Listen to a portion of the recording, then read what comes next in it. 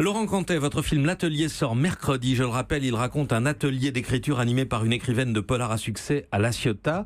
Elle s'appelle Olivia. Elle est parisienne, elle est face à 7 jeunes gens de 20 ans, dont l'un prend plus de place que les autres. Il est un peu au centre du film de dispositif. C'est Antoine, interprété par un jeune qui s'appelle Mathieu Lucci et dont on peut pressentir qu'on va en entendre parler à nouveau.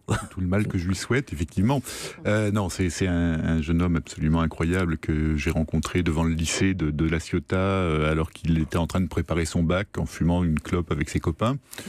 Et bon, je l'ai vu plusieurs fois en essai et à chaque fois j'étais un tout petit peu plus convaincu que j'avais affaire à quelqu'un d'absolument remarquable, qui est capable d'intérioriser les choses, qui est capable d'improviser, d'être juste à tout moment. Et il faut dire, sans dévoiler tous les ressorts du scénario, qu'il se pose en contre, à la fois au sein du groupe et vis-à-vis de la romancière qui est là, où il y a un jeu un peu trouble entre les deux aussi, Marina Foïs. Oui, il y a une espèce d'attraction-répulsion.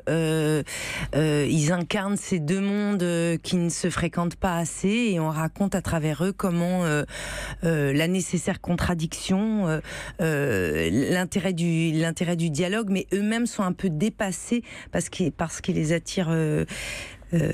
Vous vous intéressez à moi parce que je vous fais peur, lui lance Antoine à cette romancière, à Olivia. Oui, il n'a pas tort parce qu'elle lui fait peur. Je ne sais pas si pour elle c'est aussi conscient que ça, qu'elle a peur de lui, mais en tout cas, il la met en échec. Donc c'est attrayant, c'est excitant parce que c'est une femme qui a besoin d'être réveillée. Elle va pas là, évidemment, elle est pleine de bonnes intentions. Je pense qu'elle a vraiment envie de transmettre, de rencontrer ces jeunes-là, tout ça.